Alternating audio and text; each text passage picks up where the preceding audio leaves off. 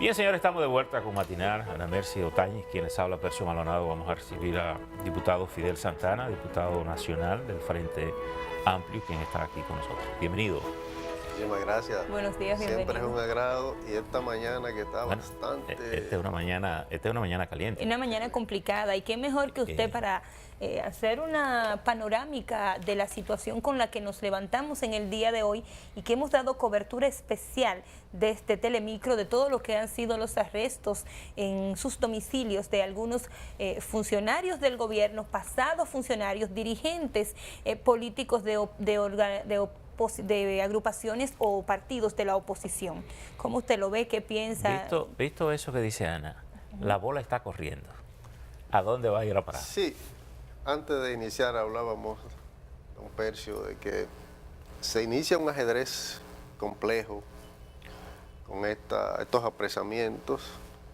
Evidentemente que solo se sabe cómo comienzan, pero no hay manera de saber cómo va a terminar este proceso. Sin lugar a dudas, que está solo una parte de los que están enmarañados en esta madeja de sobornos y de corrupción. ¿Quiénes faltan? Faltan muchos. Yo pienso que faltan incluso los principales actores. Porque, ¿Cómo así?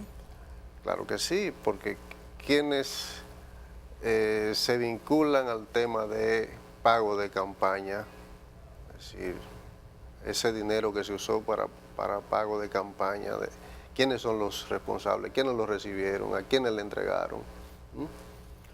Y yo siempre he sostenido desde muy temprano de este gobierno de Danilo Medina, que Danilo por comisión y por omisión tendrá que responder ante los tribunales en algún momento, porque hay demasiados elementos que los señalan, ¿verdad? El propio tema del acompañamiento de Joao Santana en su campaña, él todavía no ha dado explicaciones al país. Perdón, Fidel. Entonces, si sería al presidente Danilo Medina porque estaba acompañado tenía un asesor de campaña, ¿y por qué no irnos a la historia que nos dice que Odebrecht llegó en un gobierno que no justamente es el de Danilo Medina, sino que involucra al gobierno del presidente Hipólito Mejía, de Leonel Fernández y ahora Danilo Medina? Sí, sin duda. Yo lo que estoy diciendo sobre esto es que no están todos ni los principales actores, repito, de esta enmarañada madeja de corrupción. Creo que esto comienza con estos actores. En un momento me encontré por casualidad, y creo que aquí lo comentamos en una ocasión, con el señor Rondón en un restaurante. ¿Usted lo conoce? No, no lo conocía. En esa ocasión se acercó a saludarme y yo en una actitud le dije, tengo muy malas referencias suyas, ¿verdad? Y le dije además, usted tiene la oportunidad de crecerse para la historia. Póngase el pantalón y eche para adelante y diga... Cuando usted lo vio, usted le tendió la mano, que él lo saludó y usted le dijo que tenía malas referencias de él. Sí. Ahí estamos, vamos a hacer un alto en la respuesta. Acaba de llegar alguien. El señor César Sánchez, en estos momentos también apresado por los supuestos sobornos recibidos de la empresa brasileña Odebrecht. Como ustedes pueden ver, va entrando, pero se limitan a dar declaraciones a los medios de comunicación. El señor César Sánchez, también uno de los involucrados aquí en el caso Odebrecht. Íbamos a pedir permiso a nuestro invitado del día de hoy, Fidel Santana, para ir haciendo contacto con nuestra compañera Elvania Flores, que de manera exclusiva está transmitiendo en vivo desde la Fiscalía, donde están siendo llevados los supuestos detenidos por el caso, los detenidos por el supuesto caso de soborno de Odebrecht. Fidel, este va a ser un programa muy movido, así que muy interesante. Les agradecemos que usted nos permita mantener este contacto, pero esto también nos permite analizar un poco más con usted la idea de, bueno, se sabe dónde comienza, no sabemos a dónde va a terminar. Y por los detenidos que estamos mirando, nos damos cuenta que las tres principales fuerzas políticas del país están involucradas en este caso. PLD, PRD, Partido Revolucionario Moderno. ¿Cuál va a ser el efecto en el escenario político nacional? Mira, es difícil saber en qué termina este proceso, pero sin lugar a dudas que el sistema político dominicano está iniciando un sacudimiento, un movimiento telúrico que me da la impresión que producirá una transición hacia un nuevo liderazgo, también, sin lugar a dudas, hacia un nuevo modelo político más cuidadoso en el tema de el manejo de recursos públicos, más transparente, de mayor rendición de cuentas, no solo porque los políticos quieran, sino porque la ciudadanía así lo exige. Así lo exige, y además ya la ciudadanía se da cuenta que la presión social tiene efectos y resultados, porque este no es un capítulo judicial al que la élite política dominicana ha querido acudir. Es que acontecimientos que se originan más allá de nuestras fronteras han impactado internamente en un empoderamiento de reclamos, de movilización ciudadana, que ya no hay forma de detener. Cuando se ha dado esta descomposición en el sistema político nacional, normalmente surgen nuevas fuerzas que no están caracterizadas por la conformación de los partidos tradicionales, sino por movimientos sociales que generan algunas figuras que se hacen candidatos. Acaba de ocurrir en Francia ahora mismo, con la marcha que se llama, creo que el movimiento que llevó a Macron a ser presidente. El presidente más joven de Francia y el primer presidente que no pertenece a los partidos tradicionales, a uno de los dos partidos tradicionales. ¿Pudiera el país estar preparado en ese escenario? Mire, creo que hay que ver la maniobra política tras estos acontecimientos judiciales, porque no hay dudas de que el gobierno y el presidente de algún modo está intentando hacer una maniobra de jiu-jitsu con la fuerza de los contrarios. ¿Qué significa esa? Traerlos a la lona. Jiu-jitsu es del deporte. ¿Usted se refiere al deporte? Sí, el deporte de artes marciales. Sí, yo sé, pero explícale a la gente. Con el mismo impulso con que viene el contrario. Usar la fuerza del contrario. Usar su fuerza para llevarlo a la lona, ¿verdad? Y entonces, ahí me parece que el presidente estará aprovechando para quitarse del camino algunos de sus contendores internos en el PLD, y sin lugar a dudas hay también un esfuerzo por desvencijar a la oposición, a la principal fuerza de oposición, a las principales fuerzas de oposición. Encontró un desenlace que llama mucho la atención. Reconocer que el presidente de la República podría estar utilizando este caso para quitarse a personas de su propio partido del medio y al mismo tiempo poner más débil al mayor partido de oposición, que es el Partido Revolucionario Moderno. ¿Tendría la estrategia del presidente Medina la capacidad de sacar ese provecho de un caso internacional? Por lo menos lo intenta. El que pueda lograrlo sin que le caiga encima toda esta problemática, yo no estoy tan seguro. Habría que verlo. Habría que verlo. O sea, la bola está picando muy cerca. Porque hay demasiados elementos que lo inculpan. El caso Punta Catalina deberá llegar también al escenario de discusión y de la investigación, ¿verdad? Y otros casos de su propio entorno. El tema de la reelección. Yo decía ahorita y mencionaba a Joao Santana. ¿Dónde están los comprobantes de pago a Joao? ¿Quién le pagaba a Joao Santana? ¿Le pagaba el gobierno dominicano o le pagaba la campaña del PLD? Pero no entrega, si no es así, entonces le pagaba a Odebrecht. Fidel, ¿no entrega cada partido un inventario, si se puede decir, de sus acciones? No se entrega un documento que dice cómo se utilizan, cómo utiliza cada uno de ese dinero que da la Junta Central Electoral, no tienen esa rendición de cuentas a los partidos que te deja claro hacia dónde se fue el dinero, quién pagó a Joao. Y póngale la coletilla de que un empresario dominicano dijo que estaba completamente seguro que la campaña política de nuestro país la pagan los empresarios. Bueno, nosotros hemos notificado ya en 2 ocasiones al PLD, a su presidente, al presidente Danilo Medina, al jefe de campaña del PLD, al secretario general, le hemos notificado como partido, el Frente Amplio, pidiéndole que nos entreguen los soportes de pago a Joao Santana. Y ahora le estamos notificando, más recientemente, apoyándonos en la ley de acceso a la información pública. Y hasta ahora nadie nos ha respondido, ¿verdad? Fidel, pero vamos a ver una cosa, en el plano de la política. Primero, todos casos como este tienen un carácter eminentemente político, porque son decisiones de Estado. Pero aquí están cayendo detenidos gente del entorno del presidente, de la oposición y del partido. Por ejemplo, Temístocles Montaz es un hombre más cerca del presidente que de Leonel Fernández. Entonces, en el orden interno.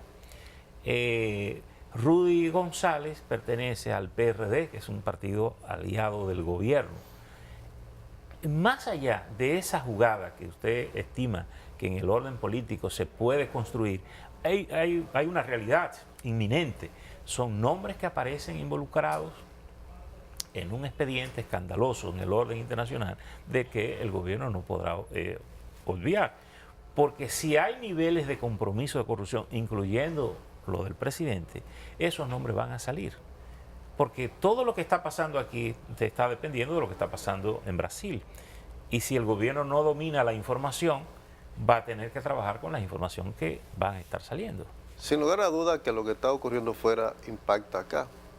Lo de Temístocles, por ejemplo, no es porque el gobierno quiso colocar esa pieza en esta coyuntura. Es un nombre que sale. Es un nombre que sale, que son los norteamericanos, que llaman incluso al Procurador General de la República y de algún modo obligan, con unas investigaciones que han hecho fuera del país, movimientos de cuentas, etcétera. Y de esa manera, en este ajedrez, otras piezas irán cayendo también fruto de los movimientos económicos que se han hecho a nivel internacional. Y como bien usted había dicho, Odebrecht tiene un registro muy detallado de esos pagos hechos en el exterior y en manos de las autoridades brasileñas y en manos de las autoridades norteamericanas y en otros países ya estos temas están también en manos de las autoridades. Yo creo que de lo que se trata acá es de una jugada para ganar tiempo, para prorrogar lo más que se pueda. Usted que se mueve en el escenario del Congreso, estos son los nombres que se están manejando. Hay algunos congresistas que se mencionan que irían en este caso a la Suprema. Mire, ¿Son los nombres que aparecen en la lista o se hablan de algunas otras personas? Se ha hablado de otros nombres. Que no figuran hay muchos rumores y yo obviamente no quisiera prestarme a reproducir un rumor. A reproducir un rumor. Se mencionan otras personas políticas vinculadas a distintos partidos. En el Congreso. En el Congreso. Ex diputado, en algunos casos ex diputados, ex senadores y actuales congresistas también se mencionan.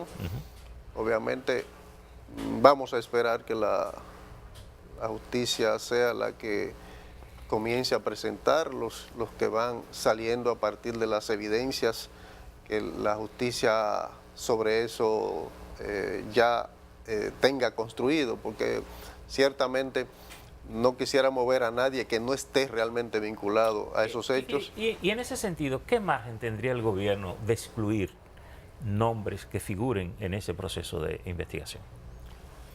Yo he dicho, y estoy convencido, que el Ministerio Público, en este caso el Procurador General de la República, es un actor fundamentalmente político y será la mano del presidente, la mano discrecional del presidente en todo este proceso de investigación. Y el Ministerio Público le pondrá los ritmos a esta investigación y también decidirá quién entra primero en el cóctel y quién puede postergarse su entrada en el mismo. Y por tanto ahí hay un amplio manejo discrecional que tienen las autoridades judiciales y en este caso el presidente para manejar este tema desde sus conveniencias políticas. Como usted, estoy convencido que esto comienza hoy, se puede creer una cosa y se puede querer alguna cosa, pero no se sabe dónde va a llegar esto. Porque los mismos actores implicados también, espero yo, comenzarán a arrastrar a otros. ¿Hay gente que usted cree que va a tener la capacidad de no irse solo y mencionar otros nombres aún no aparezcan en el famoso, en la famosa lista? Bueno, yo espero que sí, aunque hablaba ahorita de Rondón, que yo en el restaurante, que casualmente lo vi, le dije, en pantalones y crezca. ¿Qué le dijo él en ese momento? ¿Qué le dijo? Me dijo que no podía hablar. Pero yo le voy a poner un ejemplo. Usted tuvo la valentía de encontrarse con el señor Rondón. Es su personalidad y quienes lo conocemos sabemos que es capaz de hacer eso y mucho más delante de Rondón y de cualquiera. Sin embargo, el señor Rondón desde el primer momento ha admitido que era representante de la empresa y que ese dinero se lo ganó él durante todos estos años. ¿Usted cree que él se atreva a mencionar un nombre más? No me parece, porque además es un hombre ya curtido en esas lides y puede incluso sacar beneficios del silencio. Después que usted entró al Congreso Nacional, ¿se conoce algún personaje tan típico como se conocía a Rondón en los periodos pasados? No. Pero ¿no hay nadie que haya ocupado el puesto? Pero, en esta etapa no conozco a nadie que tenga. Pero hay un tema que medio contraviene esto que usted está conversando con Asunto, porque aquí se está hablando de 92 millones de dólares que se habrían dado como soborno, que es lo que Ángel Rondón en principio dice, sí, yo más o menos recibí una suma igual, pero eran para mí, porque yo era el mediador. Sin embargo, eso parece que no ha tenido tanto peso en esta investigación, porque las informaciones que han venido de Brasil parece que ha involucrado, porque es en base a los 92 millones que se están apresando a Temístocles, a Díaz Rúa, a Ángel Rondón, a Radamés Segura, a Rudy, a César Sánchez. Es decir, todo ese grupo, y me imagino que a lo mejor faltan algunos otros. Eso quiere decir que quien ha hablado es Brasil, es la investigación de Brasil que ha revelado estos nombres. Porque Marcelo Odebrecht decía una cosa interesante ante el juez. Dijo, todo esto se hacía de manera informal en café y en el almuerzo, estos acuerdos. Pero los pagos eran muy formales, es decir, que Odebrecht tenía registrado a quién le pagaba y a quién no le pagaba. Con numerito y todo, aunque no quizás con nombres. Este tema de los sobornos pudiera pretenderse solapar con la investigación de los sobornos el tema de las sobrevaluaciones, que es más complejo y que implica mucho más dinero y que implica a muchos más actores. Fíjense que desde 2013 el Frente Amplio viene hablando, hicimos una investigación, se la entregamos al Procurador General de entonces, en la que mostramos con experticios técnicos, con auditorías técnicas, que por lo menos 25 obras estudiadas por nosotros tenían una sobrevaluación en promedio de más del 300%, en algunos casos de 610%.